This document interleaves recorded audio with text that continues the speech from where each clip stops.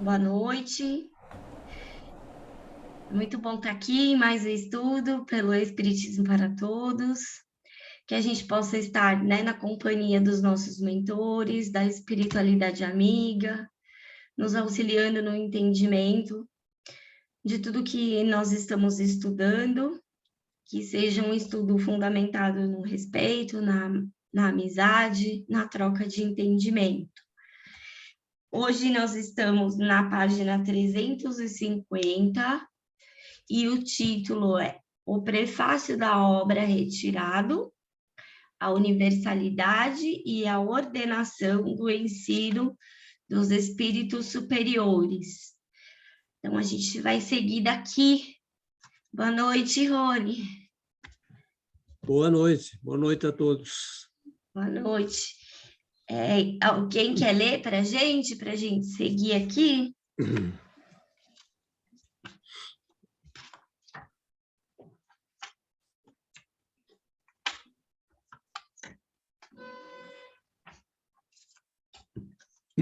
Ninguém está inspirado para ler? Eu leio um pouco aqui.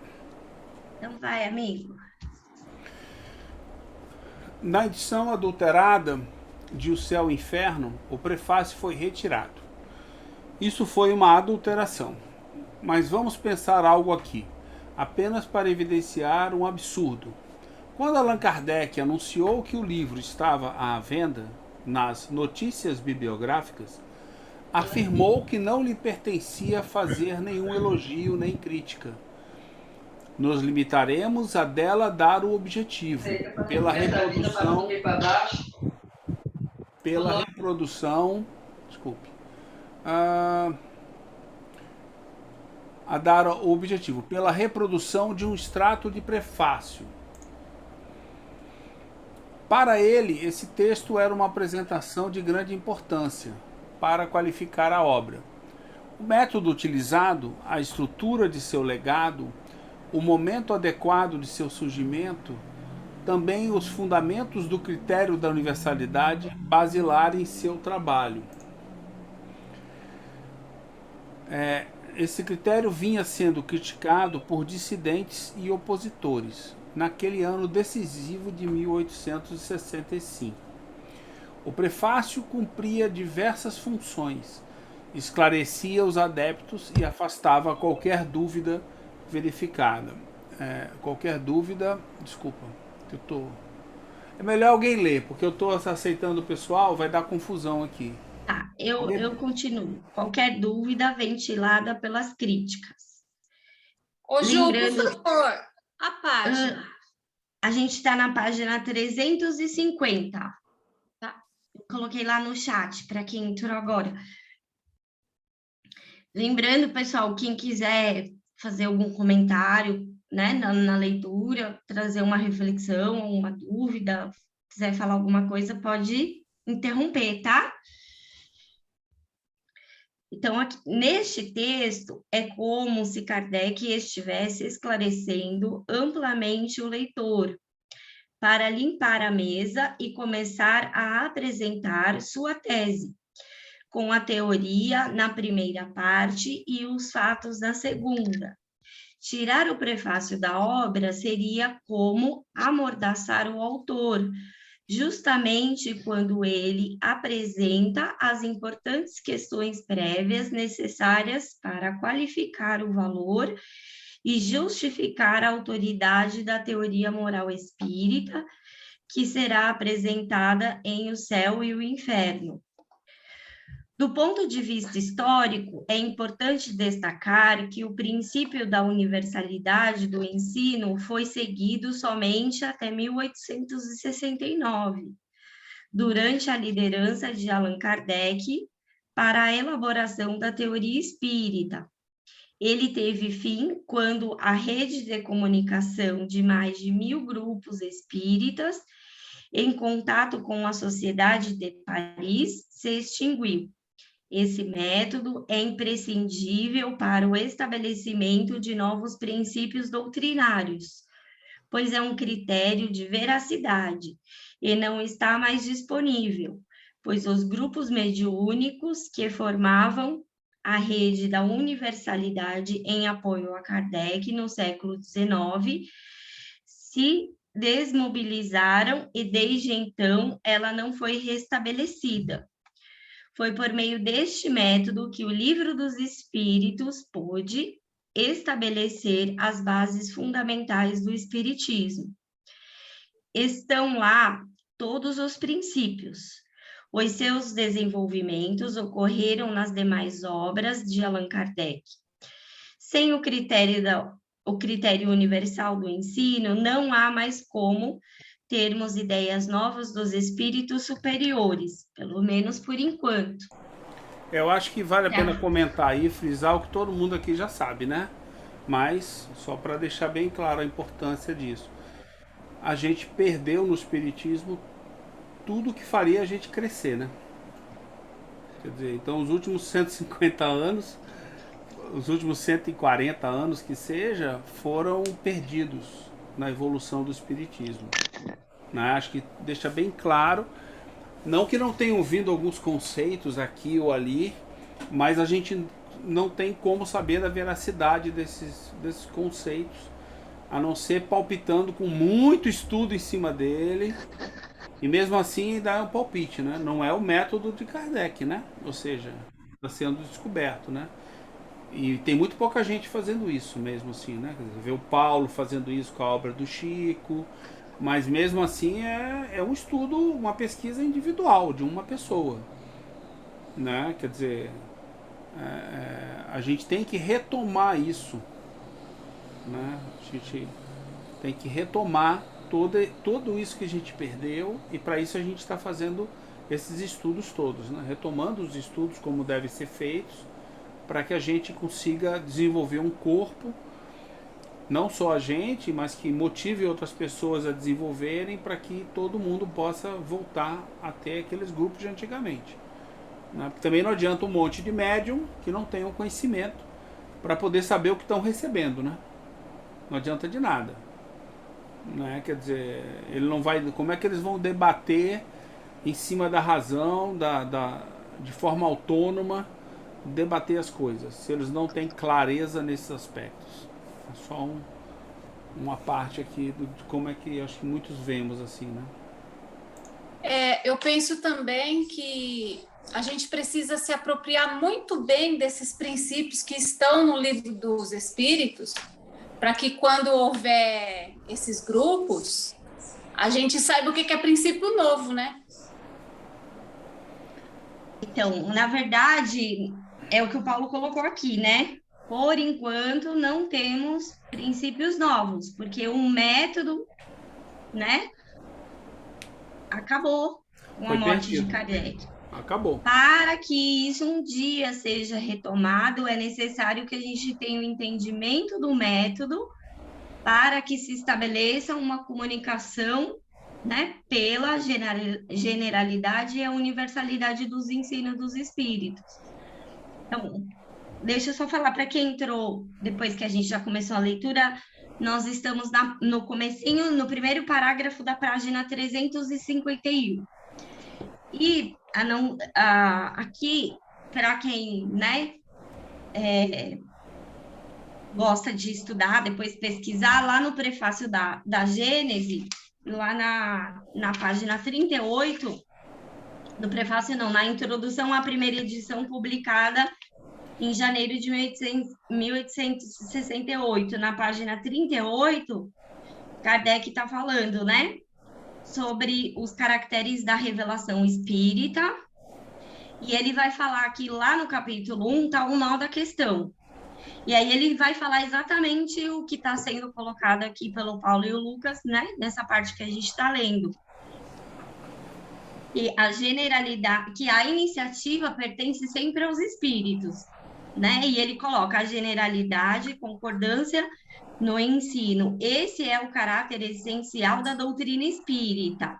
A condição mesmo de sua existência, de onde resulta que todo princípio que não tenha recebido a consagração do controle da generalidade não pode ser considerado como parte integrante desta mesma doutrina.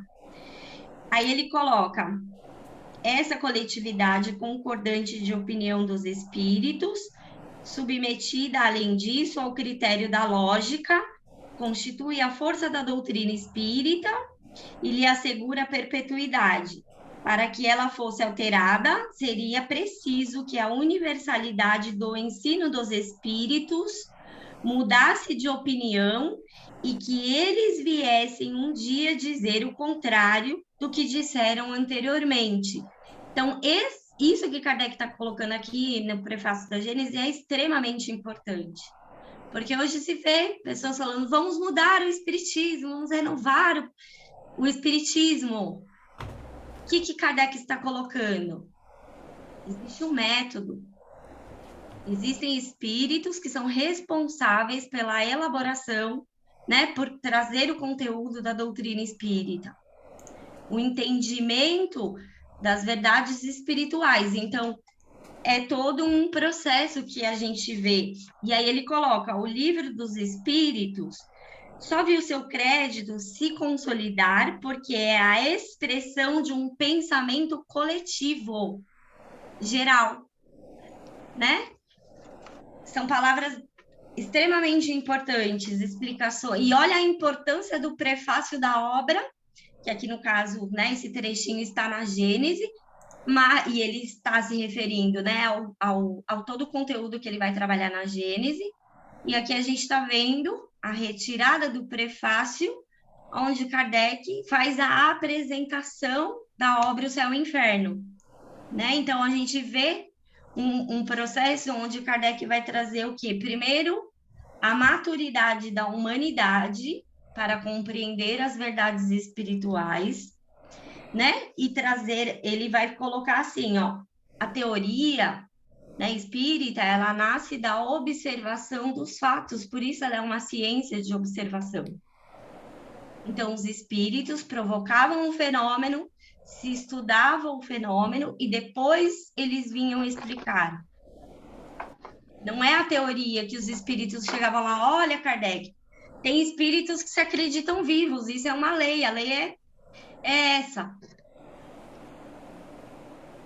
Não, se provocava o fenômeno, se estudava e se usava a razão, via se existia a generalidade, a universalidade, se em todos os lugares, através de muitos médiuns, os espíritos estavam utilizando a mesma explicação. Lógico, cada um com a sua subjetividade, com a sua forma de escrever, de compreender, mas, né, o centro de tudo estava de acordo. Então, hoje, a gente não tem condições de estabelecer isso, porque precisa de todo esse processo. Então, é importante a gente se ater na explicação que Kardec está dando. Alguém quer falar mais alguma coisa? Não, eu acho que esse é um ponto muito importante, até para a gente nunca esquecer por que a gente estuda tanto Kardec. Por que a gente tem um grupo que só estuda Kardec, não estuda mais nada, né? Ainda hoje estava discutindo com a Juliana sobre a questão do estudar o Evangelho. A gente vai estudar o Evangelho? Vai, mas a gente vai deixar para estudar o Evangelho mais adiante.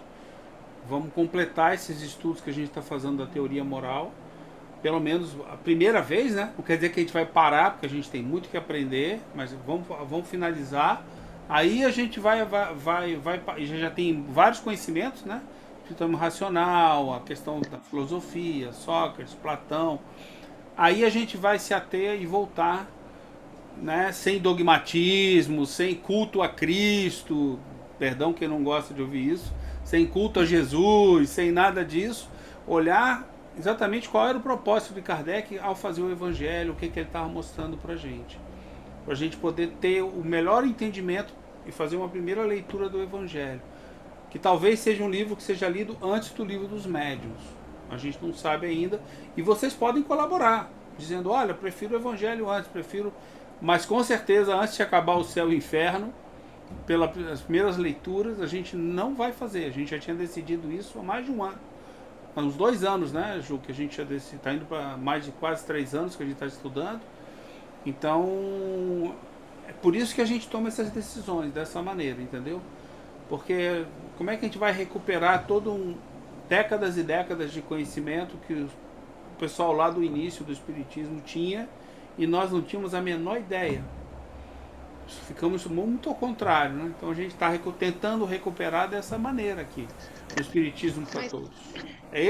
Foi isso que uniu o grupo, né? Foi isso que trouxe o grupo unido para a gente começar a estudar isso daí. Nada contra os outros autores. Né?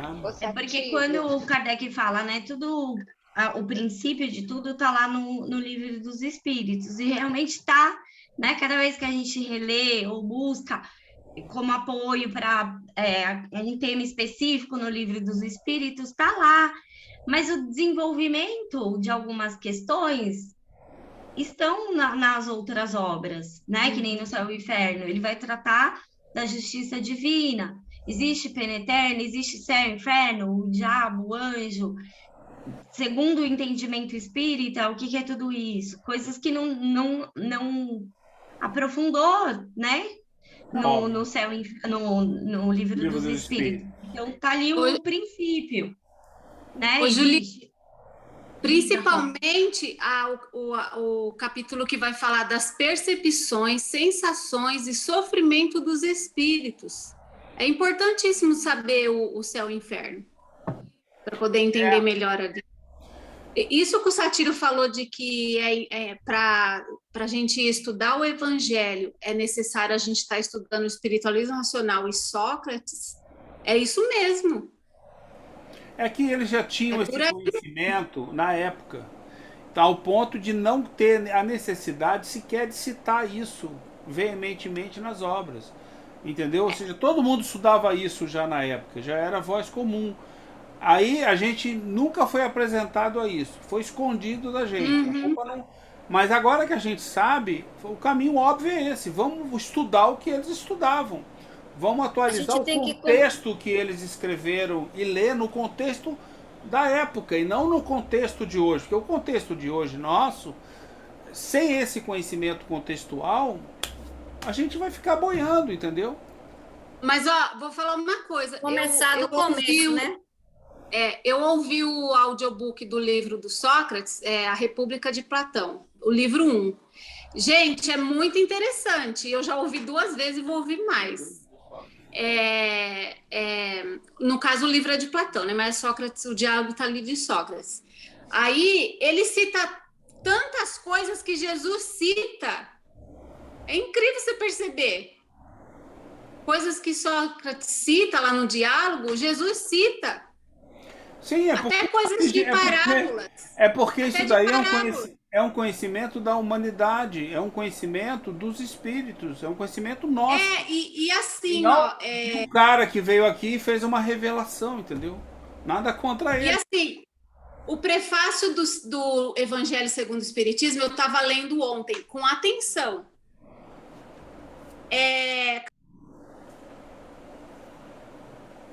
Caiu. Ela tá caindo, coitada.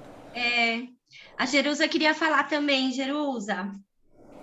Eu falei assim, que a gente tem que começar mesmo do começo, do início, para poder ter um entendimento amplo, né? É fundamental o que a gente está falando. O quanto que a gente evoluiu desde que a gente começou a estudar. Né? Quer dizer, aprendemos muito, a Mari e a Juliana já estavam há mais tempo, pelo menos, do que eu estudando, entendeu? Mas aí, com o contato que a gente tem com esses grupos, a gente vai sanando essas dúvidas. E agora, não adianta. Se eu estudo, se cada um de nós não estudar e não se debruçar sobre isso, o aprendizado não vem por osmose.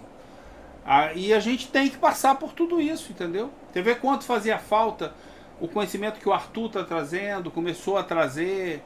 O próprio Paulo começou a debater com ele, começou a ver as coisas. A questão do espiritualismo racional, que a gente tem a sorte de ter a Ju com a gente, que aprofunda esse conhecimento. Não porque ela é psicóloga, porque ela se debruça e lê. Ela foi lá e leu o diacho daquele livro. Eu juro que eu tentei. Eu combinei com ela que nós íamos ler. Ela foi ler, eu falei, não, eu desisto. No segundo dia eu desisti. Eu falei, não, tô fora. É muita piração esse livro desse cara daqui. Aí eu saí fora. Mas ela leu e trouxe pra gente tudo que é importante que tá lá, entendeu? Então já ajuda a gente um pouco mais a evoluir. Mas a gente vai ter que ler uma hora dessa essas obras do Eduardo, sabe? Se atualizar nessa brincadeira. É isso aí, Gê. Sabe? Senão não tem. A Clarice ia falar alguma coisa? Ah, sim, eu gostaria, obrigada.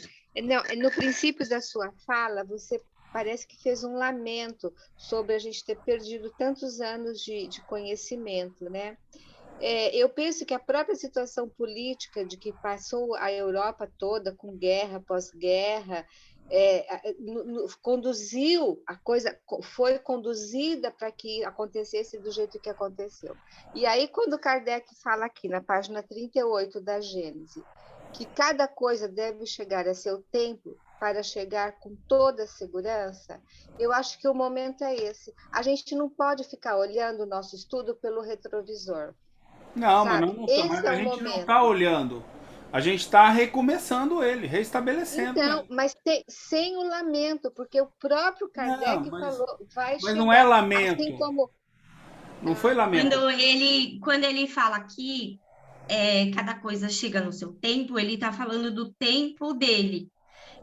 Que é o fechamento da Gênese, os tempos são chegados. Então, ele está falando que no século XIX, a humanidade estava madura para compreender aquilo que a revelação espírita trouxe. Então, esse entendimento vem desde lá. E a gente tem que, né, entender aí o processo subjetivo de cada um de nós. Sim, né? De como a doutrina espírita chega para nós e permeia as nossas crenças, o nosso entendimento, porque psicologicamente é subjetivo o entendimento de cada um de nós. Aí sim, cada um de nós tem o seu tempo de entender, de elaborar isso dentro de si, de compreender ou de ter dificuldade em determinados assuntos. Só deixa eu completar, só deixa eu terminar meu pensamento. Então, eu penso assim que, essa frase estava dentro de um contexto, mas a gente pode trazê-la para os dias atuais. Não precisa ficar só lá no passado o entendimento. Outra coisa também que eu acho que vai ser muito difícil estudar o Evangelho segundo o Espiritismo sem não dando a importância do papel preponderante de Jesus com relação ao amor, com relação aos ensinamentos dele, o aprendizado dele. Não podemos ir lá para Descartes, Platão, Sócrates, o que adianta então lá se a gente não vai valorizar o que Jesus nos deixou? E o Evangelho segundo o Espiritismo é todo baseado no Novo Testamento, entendeu? Sob o ponto de vista do Espiritismo. Então, é essa questão assim que eu fiquei assim, meio assim mexida. E ok, tá, era só isso então. Mas estudar o Evangelho, claro, é estudar a moral do Cristo. Estudar a Gênese é estudar o Cristo. Estudar o céu e o inferno é porque o Espiritismo se fundamenta na moral do Cristo. A questão é como que a gente interpreta a moral que Jesus trouxe. Porque muitas outras religiões também são cristãs, mas entende de outra forma. Então, entende de uma forma dependente. Entende de uma forma dependente. É isso que eu quero dizer. E o Espiritismo... Sim, entende de outra forma. Então, quando a gente nem a Rô ia falar... A Rosângela ia falar do prefácio, né, do Evangelho. Eu estava com ele, com ele aberto aqui, e até ele está falando, porque eu estava estudando e ele estava falando. Vamos dividir as matérias contidas no Evangelho em 5 partes. Os atos comuns da vida de Cristo, os milagres, as palavras que serviram para o estabelecimento dos dogmas da Igreja e o ensino moral. Então, toda a doutrina espírita é um estudo da teoria moral, porque é uma proposta moral. Isso. É um estudo filosófico o que eu disse é que com consequências morais. O que eu disse O que a gente não estuda é a questão da forma dogmática. Se está escrito ali, é assim e pronto. A gente precisa usar a nossa razão. Eu não desmereci o Cristo. Eu só disse o seguinte, as pessoas hoje no Espiritismo, esquece outras religiões, não me interessa. no Espiritismo estudam e dogmatizam e idolatram Jesus. Ele falou, acabou. E eu já vi, e você já viu essa frase? Se você está seguindo Jesus, você é heterônomo? Pensa sobre isso. Você não pode seguir Jesus. Se você não é heterônomo, você tem que seguir a sua consciência. É para isso que a gente estuda a teoria moral. Jesus é um guia, é um exemplo, mas ele não é o cara, ninguém é uma pessoa a se seguir. Se eu sigo qualquer pessoa, eu estou me tornando uma pessoa heterônoma. Porque seguir é fácil, mas pensar e fazer conscientemente é que é o ponto. E não fazer porque ele fez. E isso é uma grande diferença. E no Espiritismo, as pessoas fazem porque Jesus fazia. Heteronomamente. Porque eu já escutei em casa espírita falar, você trabalha para Jesus, para Jesus. Não, aí você não trabalho, eu trabalho para mim. Eu não trabalho para Jesus. Trabalho primeiro para mim e depois para todo mundo, para a sociedade, para a comunidade, para tudo. Eu estou ajudando o mundo a se melhorar. Mas primeiro eu preciso ajudar. E não Jesus. Mas aquele bonitão é ainda muito ídolo e... Mas esse é o ponto. Pois é, não, você pode ser tiético que quiser, mas o nosso ponto é de estudo. Eu não estou aqui para ferir crença de ninguém, nem dizer que você está errado ou está certa. Nem certa nem errada. Eu estou aqui para dizer, nós temos que basear nos estudos. E os estudos nos dizem claramente isso. Entendeu? É que às vezes quando eu coloco o ponto de estudo nosso, da filosofia, as pessoas acham, ele não gosta de Jesus. Eu não tenho nada contra Jesus. É um excelente guia para mim. Agora, que sirva de alerta que nós não estamos e não iremos estudar Jesus. Nós vamos estudar a moral. E Jesus foi o melhor guia que nós tivemos. Agora, eu não sigo Jesus. Até porque eu não tenho competência para seguir ele. Entendeu? E o dia que eu compreender tudo o que ele falou, aí eu não preciso seguir ele. Eu já faço tudo que ele faz. Eu não preciso mais seguir ele. Angelical. Justamente, eu vou ser um espírito que nem ele, Cristo. Eu vou chegar lá, exatamente como ele. Crístico, satiro crístico. Todos nós seremos, entendeu? Todos nós. Agora, enquanto isso, eu vou usar ele como guia. Assim como eu posso usar as falas de Sócrates, que vieram através de Platão. E assim como eu posso usar outros conhecimentos de outros lugares que vêm de fora do Espiritismo e que nos mostram as coisas boas. Porque não tem essa separação, gente. Quando a gente estuda o Evangelho, e lá no Evangelho tá Sócrates e Platão, precursores da doutrina cristã e do Espiritismo. Tá lá no Evangelho, página 27. No Livro dos Espíritos também tá lá. Então, o que Kardec quis trazer? Que é a continuação de um entendimento que veio numa época, Cristo veio em outra e o Espiritismo veio em outra, assim como ele traz a revelação de Moisés. Né? Então, na Gênesis, ele já vai separar Moisés, Cristo e o Espiritismo. Mas no Livro dos Espíritos, no Evangelho, ele traz o entendimento da moral.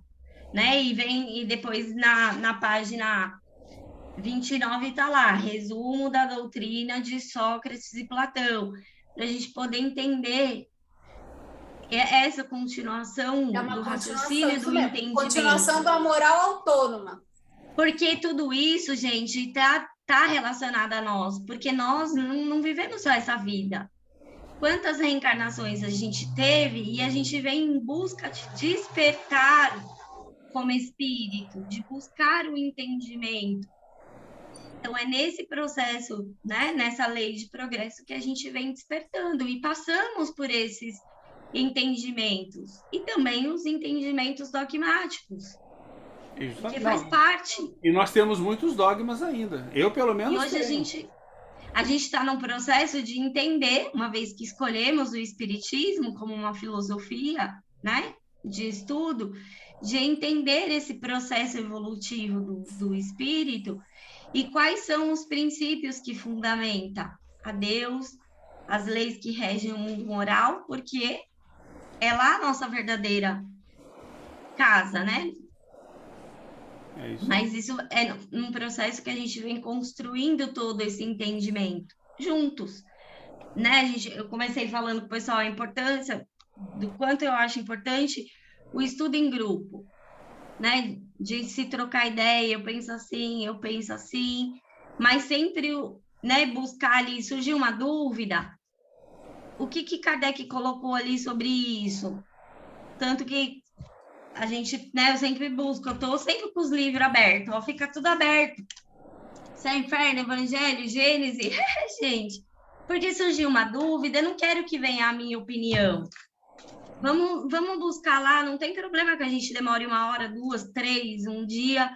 Vamos buscar lá, ler o trechinho, todo mundo que tem a obra pega ali, lê, acompanha, forma o raciocínio fundamentado no que o Kardec escreveu, né? Através dos espíritos. Para a gente montar esse conhecimento, esse entendimento fundamentado nisso. Ô, Ju, uma base, tem uma base sólida, né, Ju? Isso. Eu estou entendendo o que você está falando, é ter uma base sólida, consistente, para que não haja dúvidas, assim, né? Porque se surgir, a gente, baseado nisso, tira as dúvidas. Isso, porque a dúvida, gente, a gente sempre vai ter. Por exemplo, lá no começo da Gênesis, ele faz umas perguntinhas danadas.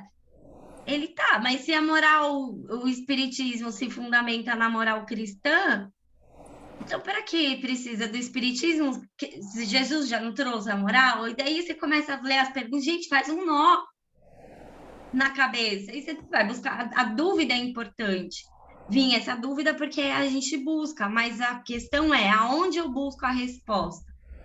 Porque às vezes a gente, o que o Sátiro, né, traz às vezes, e ele questiona, pontua, se um médium, independente de quem seja, ou independente de quem seja o espírito falou, eu não posso trazer isso como um princípio espírita. Eu tenho que ir lá aonde Kardec colocou o princípio espírita e fazer a checagem. Isso está de acordo com o que Kardec escreveu? Porque é o que a gente, né, o Lucas e o Paulo colocam aqui, acho que está mais para frente que a gente vai ler. Logo no parágrafo seguinte. A questão do André Pesani, queria-se fazer um espiritismo sem espíritos? No parágrafo Ou a seguinte, questão de Mustang, que ele vai colocar, é um grupo escolhido por Deus para trazer a revelação, a verdade absoluta. Não é. Não é assim que se fundamenta o espiritismo. Né? É na concordância, é na colaboração de todos os espíritos. Justamente. E aí, né, os espíritos superiores vinham explicar, a gente vai ver isso no Céu e Inferno. Então, tem lá o depoimento do espírito, a palestra, né, com ele, depois vinha São Luís ou um outro espírito e explicava, olha, o entendimento desse espírito é assim, assim, por isso que ele falou isso, a condição psicológica dele é essa, por isso ele verbaliza dessa forma, que é o que a gente vai estudar aqui e nas palestras da Revista Espírita. Eu acho que é por aqui que ele vai falar, trazer... Ele já continua logo na sequência, uma parte que a gente falou, Ju. Infelizmente. Então vamos seguir na leitura, na 351, a gente vai debatendo. Então, vamos lá. Infelizmente, em grande parte do movimento espírita, a atuação dos médiuns regrediu aos tempos dos oráculos.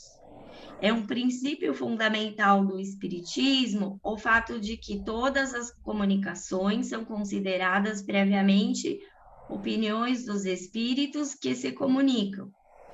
Não se pode basear o entendimento da doutrina, muito menos estabelecer novo conceito a partir das manifestações por meio de um só médium, ou dos médiums de um só grupo. Isso nada tem a ver com o fato de serem mensagens boas ou ruins. É apenas um princípio básico do método da ciência espírita. Não havendo um cenário para universalização, os espíritos superiores não podem retomar o processo evolutivo da doutrina espírita, dando ensinamentos novos. É um fato de momento. O futuro Não sabemos. Tudo leva a crer que, com o processo da regeneração da humanidade e uma maior consciência da autonomia intelectual e moral, a rede de comunicação com os espíritos deverá ser restabelecida. O que não se sabe é quando. Enquanto isso não ocorre, resta aos espíritas conscientes estudar as obras originais do Espiritismo. As que vieram depois devem respeitar o critério de coerência com a teoria original, notadamente a autonomia intelecto-moral, baseada na evolução da alma por seu próprio mérito e esforço, que é a sua base sólida. Não há dúvida, assim, de que as novidades mirabolantes que surgem aqui e ali de obras novidadeiras são opiniões bizarras, por vezes ridículas, sem sanção dos fatos. Já sabemos que os dissidentes responsáveis pela adulteração das obras de Kardec negavam e combatiam a universalidade do ensino dos espíritos. Foram inimigos desse critério porque é o mais poderoso meio para denunciar as ideias falsas e identificar a manifestação de falsos profetas, pois as ideias equivocadas surgem sempre em grupos isolados, que normalmente se acham os escolhidos, pois exatamente o prefácio, que trata da universalidade do ensino, foi um dos trechos retirados de O Céu e o Inferno na edição adulterada. Estas são as características relacionadas por Kardec quanto à universalidade do ensino dos espíritos superiores em seu precioso prefácio. O básico da universalidade do ensino consiste no seguinte: quando os espíritos superiores decidem que é o momento adequado, tomam a iniciativa de pegar aquele ensino e levar a diversos grupos pelo mundo, por mensagens recebidas por médiuns confiáveis, quase simultaneamente. São diversos espíritos descrevendo o mesmo ensinamento, mas com suas próprias palavras. Quando essas mensagens são comparadas, fazem sentido e estão coerentes com a teoria fundamental. Podemos afirmar que se trata de um novo princípio fundamental. Todavia, nunca devem ser os homens a tomar a iniciativa de determinar qual é o ensinamento e quando deve ser proposto. Sempre devemos aguardar uma atitude dos espíritos superiores.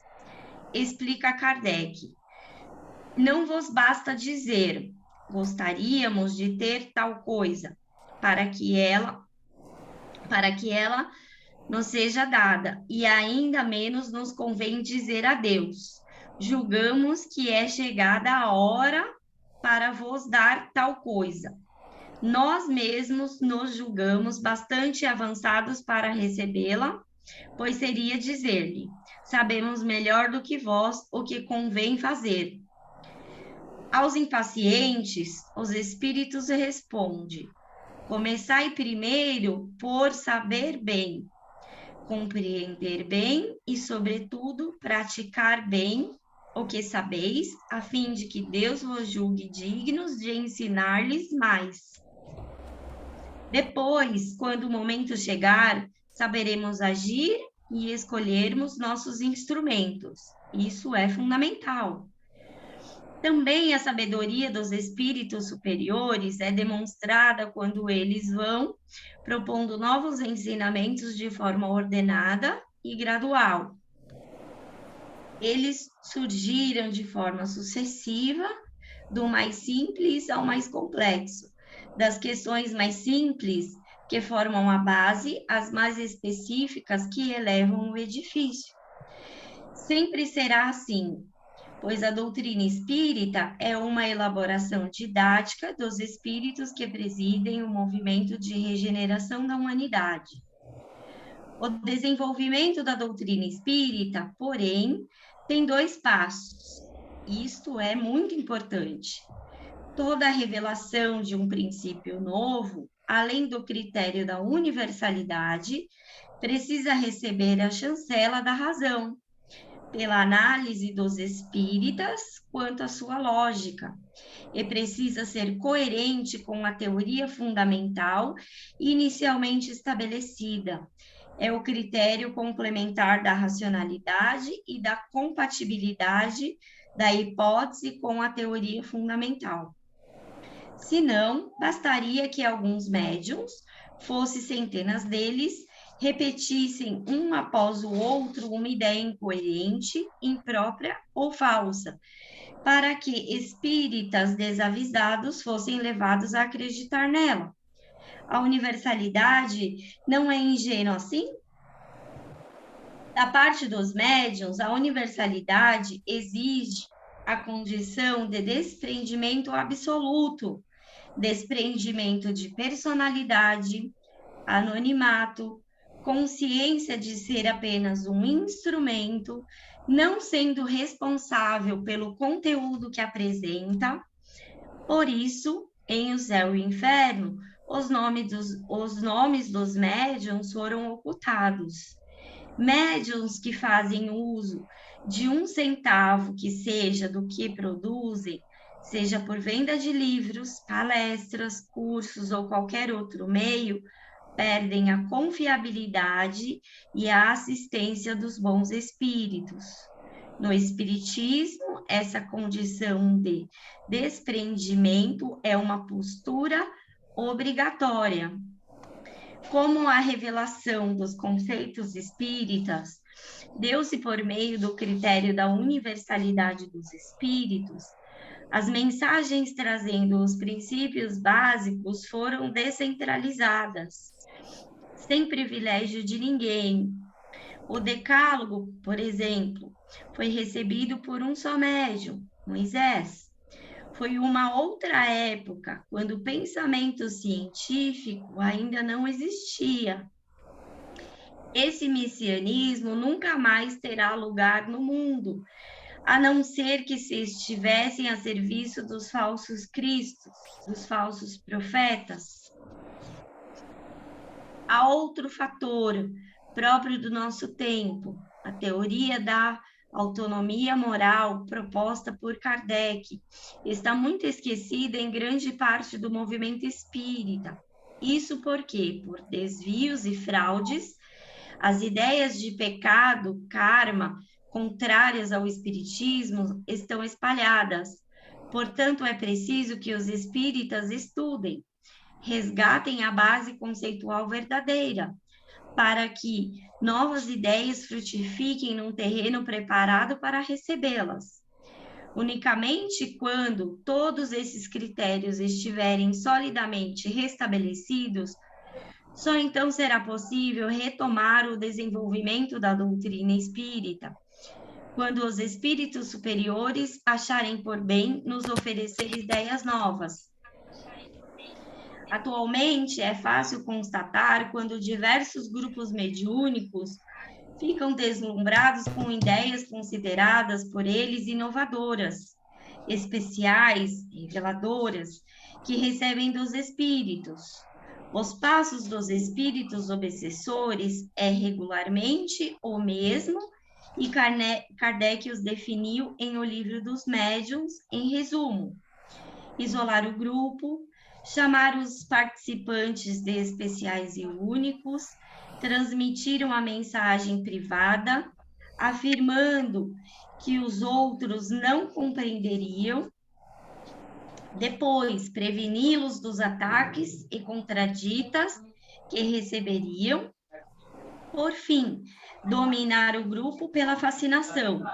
Portanto, não dá para fugir do seguinte raciocínio: sem o critério da universalidade, jamais os espíritos superiores poderão transmitir novos conceitos, pois colocariam em risco a própria segurança da doutrina espírita e jamais poderiam fazer isso por meio de um grupo único, exclusivo. Para Partindo desse preceito, os espíritos mirabolantes que se atrevem a fazer isso, afirmando que estão trazendo novas ideias que Kardec não podia saber, não são superiores, mas falsos profetas. Isso é indiscutível. Além disso, porém, uma análise racional do conceito invariavelmente revelará os absurdos dessas ideias malucas tão presentes atualmente no movimento espírita. Todavia, os grupos fascinados ou sem estudo muitas vezes não conseguem notar as contradições, servindo como marionetes dos espíritos inferiores que desejam ridicularizar o espiritismo. Voltando à obra O Céu e o Inferno, Kardec vai definir que é exatamente a universalidade que dá autoridade à teoria espírita, diante dos desvios e falsas ideias. A autoridade desses exemplos baseia-se na universalidade dos tempos e dos lugares em que foram obtidos, porquanto, se emanassem de uma única fonte, poder-se-ia considerá-los como produto de uma mesma influência. Baseia-se, né, essa autoridade, além disso, na sua concordância com o que se obtém todos os dias, em todos os lugares onde alguém se ocupe das manifestações espíritas sobre um ponto de vista sério e filosófico. O Céu e o Inferno, original, Feal. Considerando todas essas vantagens decorrentes do critério utilizado por Allan Kardec para estabelecer a teoria moral espírita, podemos afirmar que aquela presente em sua obra é uma representação das leis da justiça divina, melhor do que os sistemas criados pelos homens. A autonomia é o guia das ações neste mundo e a esperança do que nos espera no futuro. Os espíritos que presidem o grande movimento regenerador agem, então, com mais sabedoria e previdência do que o fariam os homens, porque a visão daqueles engloba a marcha geral dos acontecimentos, enquanto nós outros somente vemos o círculo limitado de nosso horizonte. Tendo chegado os tempos da renovação, conforme os decretos divinos, era necessário que, em meio às ruínas do velho edifício, o homem entrevisse, para não esmorecer, as bases da nova ordem das coisas. Era preciso que um marinheiro pudesse distinguir a estrela polar que deve guiá-lo ao porto. Ibidem. Por fim, podemos afirmar com absoluta segurança: foi um grande prejuízo a retirada do prefácio de O Céu e o Inferno após a edição adulterada, pois é exatamente ele que demonstra a garantia da veracidade e precedência da teoria revolucionária que Allan Kardec apresenta em seguida. Demonstra também as diferenças entre as verdadeiras e as falsas ideias. Este texto introdutório precisa ser estudado por espíritas e, sobretudo, pelos grupos mediúnicos e os médiuns que deles participam, para que se conscientizem da importância vital do critério da universalidade. Alguém quer ressaltar algum trecho que a gente leu, que acha importante? Eu queria, Ju.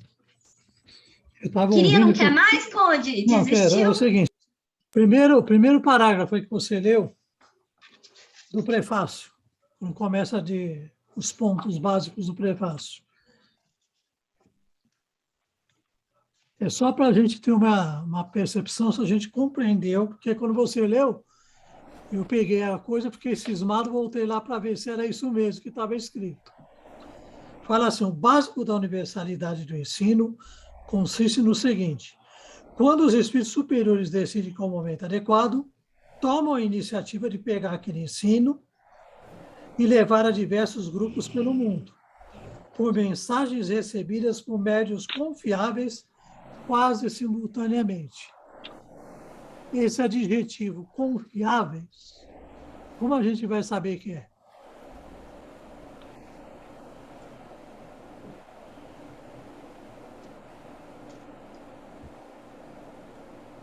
Se a gente pensar pela lógica, pela razão, um médium confiável seria, né, um médium que estuda, primeiramente, o espiritismo e compreende a lei que está por trás de cada fenômeno espírita.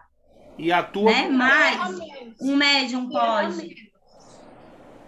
Um médium pode. Seria, mas nós estamos pensando. Que é menos enganado. Nós estamos pensando em 1859, isso. 1860, 1858, quando não tinha ainda uma base doutrinária para estudo. Não, mas aí. Ela estava sendo formada. Mas no começo então, a base era a razão, era a lógica, era aqueles estudos do espiritualismo.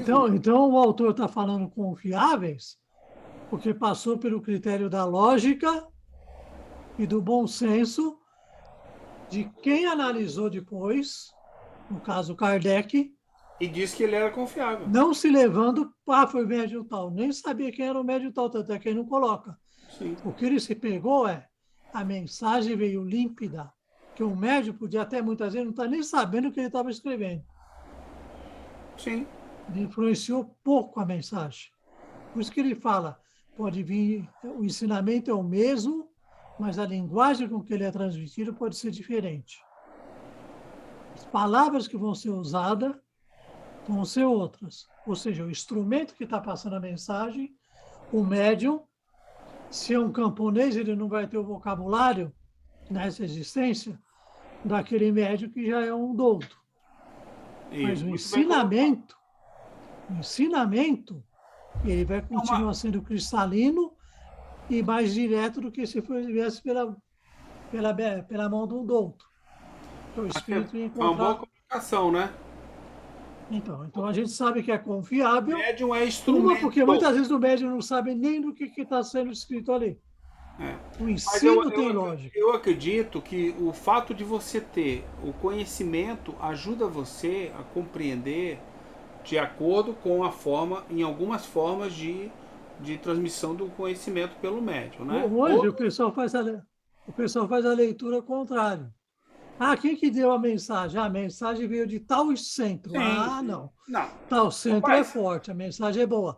Aí a pessoa nem pensa, desliga o... mas assim... Aceita passivamente. Ou, veio pelo nosso... Mas assim... Nosso necromante maior.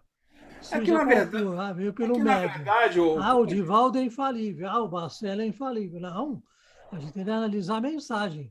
A verdade é que os médios tiveram importância no movimento. Os médios, essa importância de autoridade, de fama, ela nunca foi importante para que a doutrina viesse. Não interessa de quem vem. Tanto que Kardec quebra. E você tem razão. Agora, no momento que você tira a universalidade, com claras intenções de manipular quem tá indo com você, entendeu? É muito óbvio. Quem é que eu coloco no lugar? Coloca o médium no lugar. Então o médium aqui do nosso centro é o melhor. Porque aí você passa a ter um cara que é soberano. Entendeu? Que aquele cara sabe tudo. E isso acontecia naquela época como acontece hoje. Aliás, não é nada diferente. A diferença é que naquela época existia o método da universalidade sendo aplicado. E hoje... De lá para cá, da morte de Kardec para cá, sumiu esse método, foi abolido, foi apagado. E aí se construiu o que você quiser, entendeu? Se você quiser chamar, em vez de médios, chamar de papas, chamar de bispos, chamar do que você quiser, de pastor, pode chamar do que você quiser. O nome não quer dizer nada. O que eles fazem é exatamente a mesma coisa. Eles querem ser creditados como autoridades soberanas, oráculos. A melhor palavra que eu vi aqui no texto foi essa. São os oráculos do tempo atual. Só tem oráculo hoje em dia. O Paulo e o Lucas foram felizes na escolha desse termo, entendeu? Então, você tem um monte de oráculo, de gente que deve ser seguida, que deve ser prestigiada, que deve ser premiada, né? Porque ninguém vai ao oráculo sem levar um brinde, né? Um prêmio lá pro oráculo. É bem isso mesmo. Chama atenção O Conde é Clarice. Aqui ele fala, você abordou médios confiáveis, não é?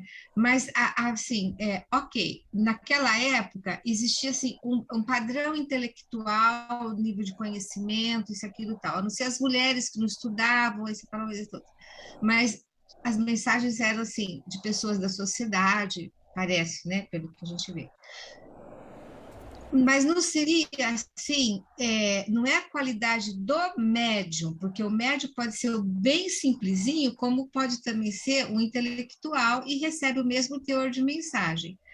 Na questão do confiável, é muito mais a pessoa que vai analisar as mensagens. Essa pessoa hoje não existe no universo atual. Justamente. Aí eles transpuseram... Ou existe muitas. Existe um monte de gente que quer ocupar o espaço que foi deixado em aberto. Que ele tá, então, aqui, ó, o que o Conde perguntou não foi sobre médiums confiáveis, ó. Vê lá o último trechinho da página 351. O básico da universalidade do ensino consiste no seguinte: quando os espíritos superiores decidem que é o momento adequado, tomam a iniciativa de pegar aquele ensino e levar a diversos grupos pelo mundo por mensagens recebidas por médiuns confiáveis. Então, aí, simultaneamente. Não, pera lá. Então, foi aí que ele começou. Que foi confiáveis, por quê? Porque teve uma razão, teve uma lógica e tal. Aí, o que eu estou trazendo para ele? Será que são, de fato, médios confiáveis ou a pessoa que vai analisar as mensagens que tem que ser confiável? Foi o que ele falou. Ele falou que quem verificava a veracidade era Kardec, era um grupo de pessoas. Kardec guiando. Agora, eu lembrei ele o seguinte: existem médios que são meros instrumentos, que o cara não tem a menor ideia do que ele fez ali. Só depois que ele vai ler, ou alguém vai dizer para ele. Mas existem outros que não. Entendeu? E de uma forma ou de outra, esse conhecimento que você carrega, lembra que a nossa inteligência, a nossa razão, ela está ligada ao quê? Ao corpo? Não, está ligada ao nosso espírito. Então, quando eu recebo uma mensagem e passa pelo meu, e vem através do meu espírito, e algumas mensagens vêm, isso influencia, você tem um conhecimento sobre isso. Aquelas que não vêm, que o espírito vai lá, pega a minha mão e começa a escrever. Eu posso estar conversando com você e a minha mão está escrevendo ali. Eu sou só mecânico, entendeu? Essas, obviamente, não fazem a menor diferença. Pode ser qualquer médium. Pode ser um paraplégico com o pé lá escrevendo. Não interessa, é mecânico o negócio. Não tem nada a ver com a cultura, com nada. Então, Tafiro, tem uma coisa que nós temos que colocar aí, que o pessoal também não está refletindo. Essas mensagens que chegavam até Kardec, nem todas eram psicografias. Sim. Nem todas eram psicografias. Muitas vezes eram anotações de mensagens psicofônicas. Sim. Elas se tornaram, foram para o papel, mas a fonte inicial é uma mensagem não era sempre psicografia, bem isso mesmo. Todas as fontes eram válidas. Tanto que apareceram todas. Todos os casos estão narrados no livro. A gente acha que tudo chegou via médio psicográfico. Não. Eu esqueci o nome daquela médio espanhola. Que não era. Onde não tinha sonâmbulos. Mas você pode ser um sonâmbulo e falar, não precisa escrever só. E quando eu penso a questão da confiabilidade, eu penso nisso que o Lucas e o Paulo colocaram acima, né? Qual é o papel do médium? É ser um intermediário. O que esse médium ganha com isso? Nada. Ele está ali de boa vontade, né? Buscando fazer o papel dele. Ele está se retirando do espaço, o máximo que ele puder. Ele tem a plena consciência, isso que está sendo passado não é um entendimento meu, é o espírito. Porque o método não é separado, né? É junto a universalidade, a generalidade e a lógica de quem está ali, né? E aí a gente pensa em Kardec. Ele veio desde o começo, estudando, né? Entendendo os princípios, entendendo a condição de cada espírito, E aí ele era o centro de elaboração de tudo isso. Tudo se passava por ele. Então, eu penso nessa questão da culpabilidade, essas duas questões, né?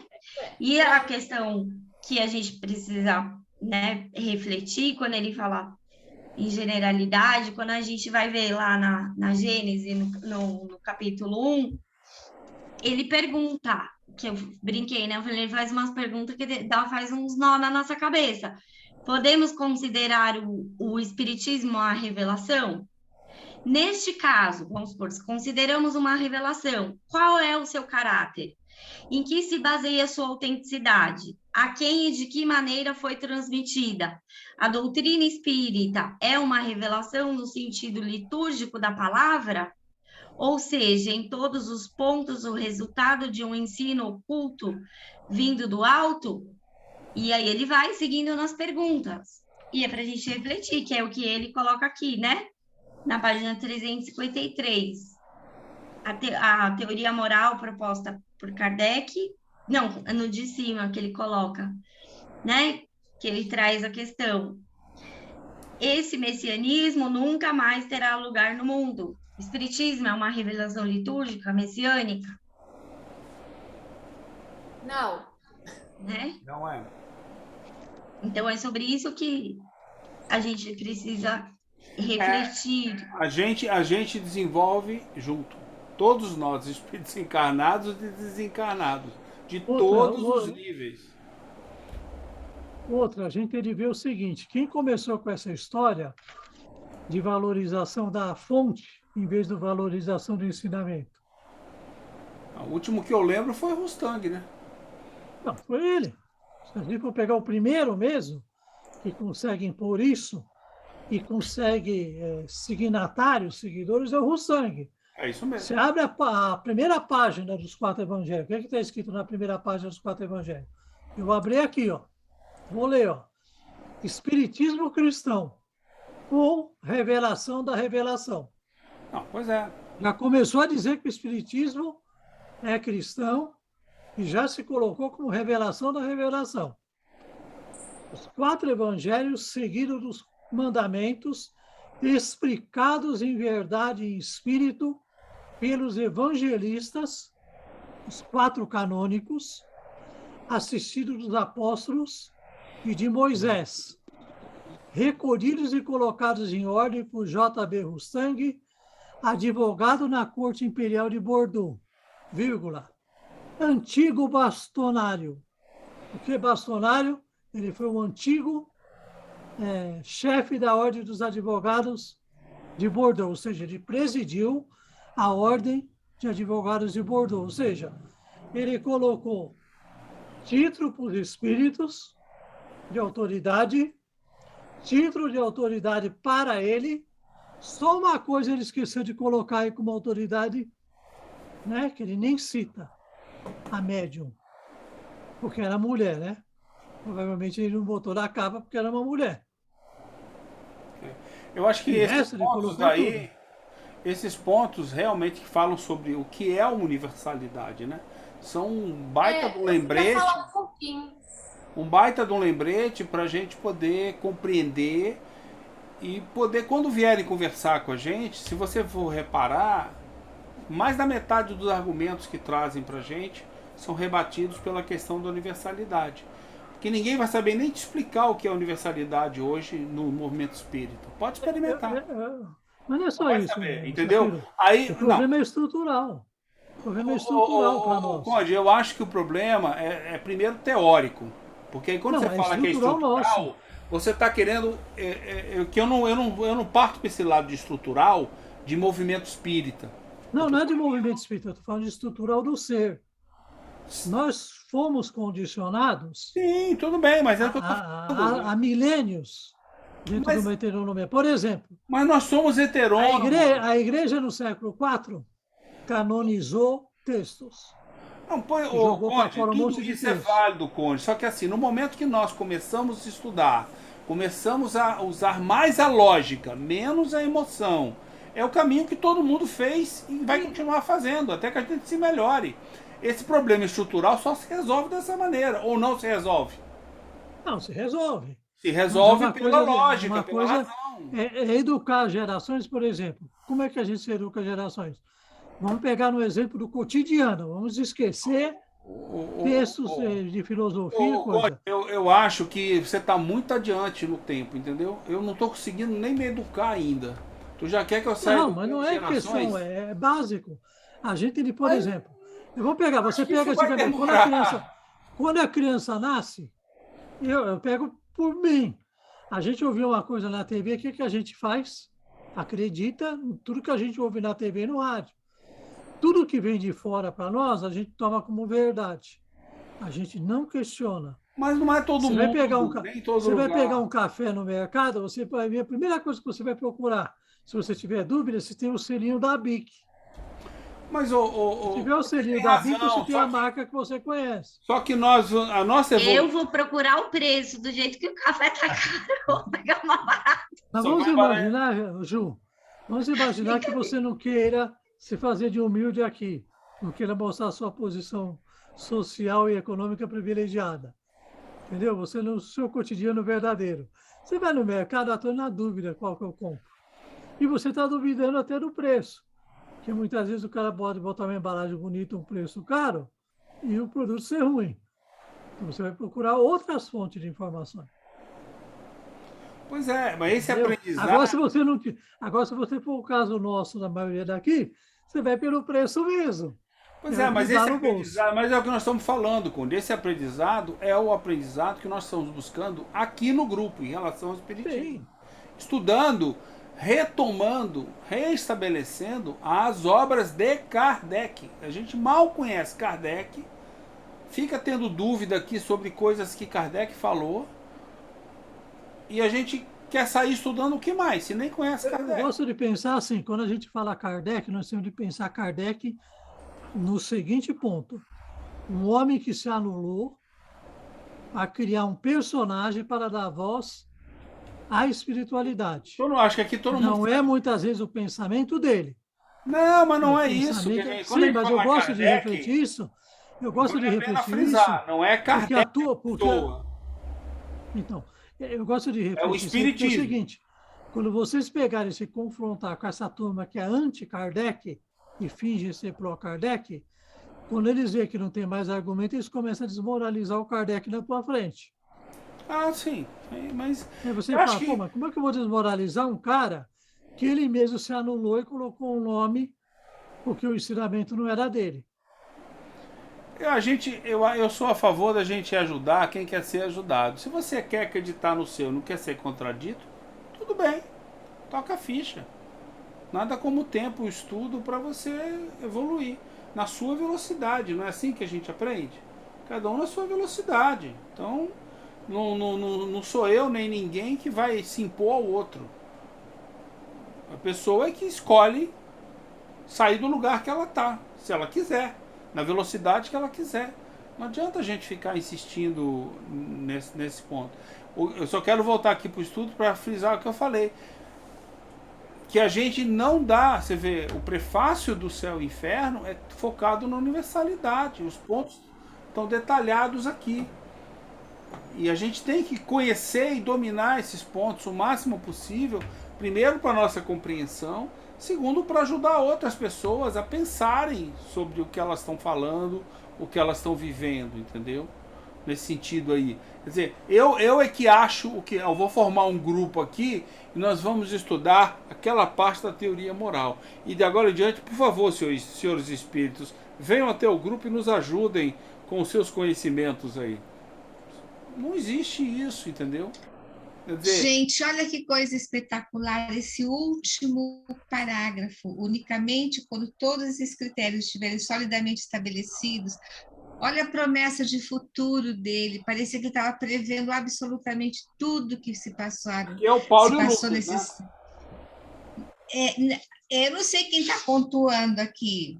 Não é o Kardec. Esse é o precioso prefácio. É o Kardec. Ele está pontuando os pontos da universalidade que o Kardec bate. E no final ele completa com o ponto então, dele. Não parece... Ele estava fazendo uma previsão, gente, olha que promessa de futuro. É que aí não é Kardec. Seu microfone está É o fechado. autor, não é Kardec. Aí é o autor, não é Kardec. Ele está falando de restabelecer. Ele está falando em restabelecer aquilo que o Paulo falou. Lê o trecho de novo, Clarice. É o último ponto, amigo. Olha, unicamente quando todos esses critérios estiverem solidamente restabelecidos, só então será possível retomar o desenvolvimento da doutrina espírita, quando os espíritos superiores acharem por bem nos oferecer ideias novas. Isso. É uma promessa de futuro fantástica. É por isso que tá, pelo menos é por isso que eu tô aqui. Tem que engolir esses livros. Engolir. Engolir não adianta. Aqui, tem que entender. Eu não sei em que trechinho aqui, ó, o Paulo está trazendo a questão, né, do espiritismo não ser mais um sistema, né, não se fundamenta nos sistemas. Depois eu acho aqui onde que ele colocou que eu esqueci de fazer o meu X. Mas lá, né, depois, quem quiser, no capítulo 1 da Gênese, vai lá no item 51, Kardec está explicando exatamente isso, né? As questões, falando dos centros espíritas, né? Que cada um apreciava os fatos sobre o ponto de vista de seus conhecimentos, de suas crenças anteriores, ou segundo a opinião particular dos espíritos que se manifestam. Logo surgiriam tantas teorias e sistemas quanto a quantidade de centros, e nenhum chegaria a ser completo por falta de elementos de comparação e de exame. E aí ele vai descrevendo, gente. E aí lá na página 67, onde ele vai falar, né? Tudo isso que o Paulo está trazendo aqui. Descartar dados desmentidos pela ciência positiva. Descartar os dados, né, que são desmentidos pela lógica. E por isso, né, o centro de elaboração foi importante, porque ele vem independente de ideias preconcebidas, não foi fruto de um sistema criado por Kardec. Então, não tem como desqualificar. Isso. Porque isso vem dos espíritos, não é mais um sistema. Não, e desde aquela época que você tem essa questão de fraude, ideia de pecado e karma, que já estava tentando-se. Muitos tentavam introduzir. Um que teve sucesso foi Rustang, mas outros com certeza estavam lá tentando. E Kardec rebatia isso através do espiritismo, do que ele mostrava, do que era a voz comum do espiritismo. Se você não quer acreditar nisso, não vem enfiar a tua ideia aqui. A tua ideia não coaduna com as ideias do espiritismo. Isso faz parte da universalidade. Entendeu? Fazer sentido, como eu já ouvi alguma vez, se a mensagem faz sentido, a gente tem que aceitar. Ou se ela é positiva, ou se ela é boa. Baseado em que você julga tudo isso, entendeu? Essa é a confusão de hoje e de sempre. Você precisa ter uma base comum. E hoje, graças a Deus, a gente tem uma grande base que a gente perdeu. Então vamos recuperar essa base, porque eu acho que o mais significativo é o seguinte: tá bom, a gente vai montar grupos, vai ter um grupo mediúnico do espiritismo para todos. Basta fundar o grupo e os espíritos vão vir aqui estudar com a gente? Por quê? Porque tudo bem, eu sou um cara bonito, entendeu? Mas não é porque pela beleza do Satiro que eles vão vir aqui. É porque o grupo chegou nesse ponto. E também basta só o grupo do espiritismo para todos? Não, não basta. Não. Tem que ter. Então é por isso que a gente tem que ajudar os outros da forma que a gente puder, para que vários grupos se formem. Aí quando formos muitos grupos, voltar, aí os espíritos vão olhar e falar assim: talvez agora a gente possa começar com alguns, mas já dá para ir em alguns deles. Esperemos que o nosso esteja lá, né?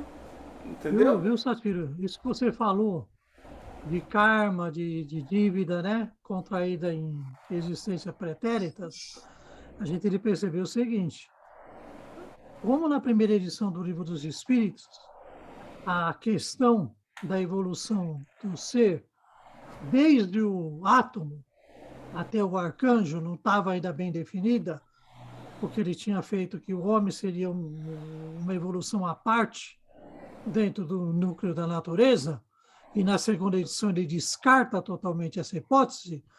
O mesmo se dá no Evangelho segundo o Espiritismo, Se você analisar a mensagem do Agostinho lá, ele vai falar de uma coisa de que você aprontou na outra vida e na próxima você vai ter que consertar. Ele dá a entender, né, aquela ideia de karma, né, ou algo próximo disso.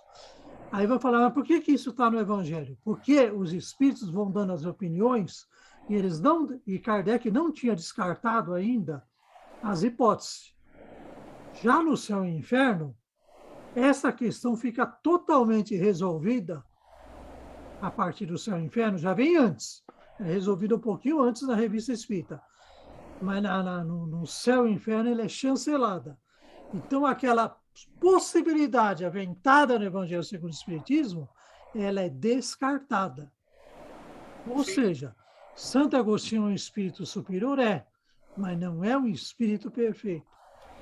Ele ainda também estava preso a certas ideias, como Kardec, quando se inicia no Espiritismo, ele era totalmente avesso à ideia de reencarnação.